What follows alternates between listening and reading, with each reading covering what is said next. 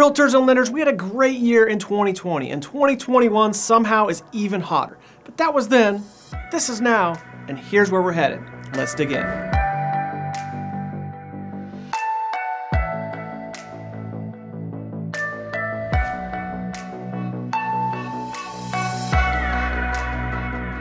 That chart looks like a fun, wild ride, almost like we were at Six Flags at the very top of a roller coaster, heart beating in anticipation at the very tippy top before you take the big plunge and your heart drops and you hurl towards certain death only to be safely swept away into about 6 hairpin turns and loop-de-loops.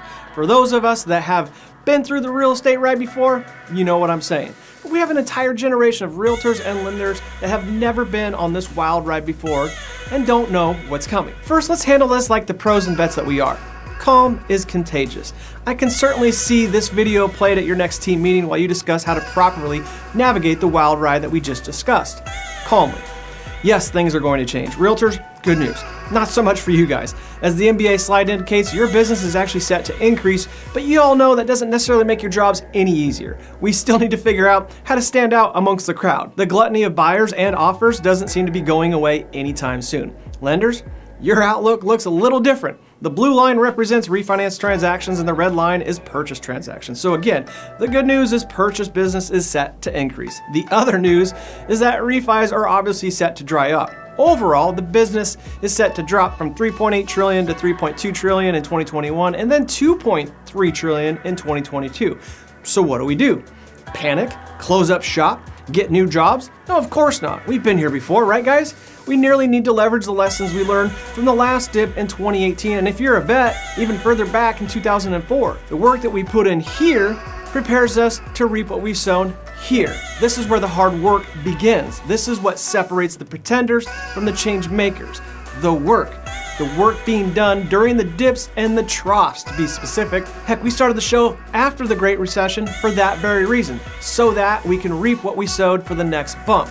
The work is in the troughs, on the downward slide. This is true for individual LOs, realtors, and their brokerages and overall businesses. If you don't want your business or your overall company's business to be a part of this wild ride, then we may have to work twice as hard to do the same amount of business. Now, for the generation that has never experienced this and has only been a part of the upside, this may catch you off guard. I'm hopeful you've had a good mentor that has prepared you for this. Heck, we've talked about it on this show, talked about saving and budgeting, and this hopefully will help you navigate what's coming.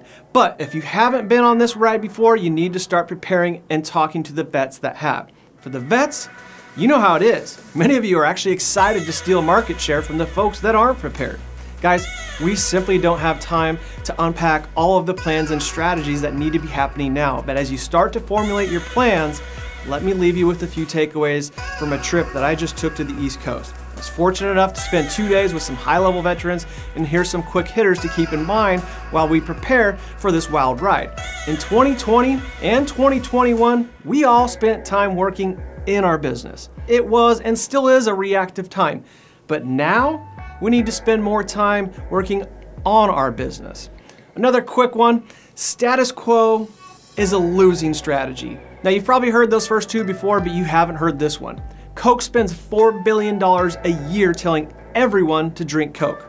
Coke's the most recognizable soft drink in the world. Literally everyone knows about Coke. So why are they spending $4 billion a year to tell everyone what they already know? There's a reason and a lesson for all of us in that. Here's another one I learned last week. Time on task beats talent every day. Let that one sink in, I love it. And lastly, as we prepare for 2022 and beyond, as we roll up our sleeves and prepare to work in the dips and the troughs, remember this last guiding principle from my good friend and amazing leader, Casey Crawford. Complexity and scalability are not compatible. That's good enough to say again and even write down. Complexity and scalability are not compatible. So good. You want to scale your business? You want to navigate the wild ride better than others? If you're new and you're growing your business, start your plans and strategies with that last principle. Complexity and scalability are not compatible. This is definitely one to share on social and with your teams. Like and share, but before you do, let us know your favorite quick hitter from today's show in the comment section below. That may even be the phrase that you type in when you share the show today on social. Get ready for the wild ride.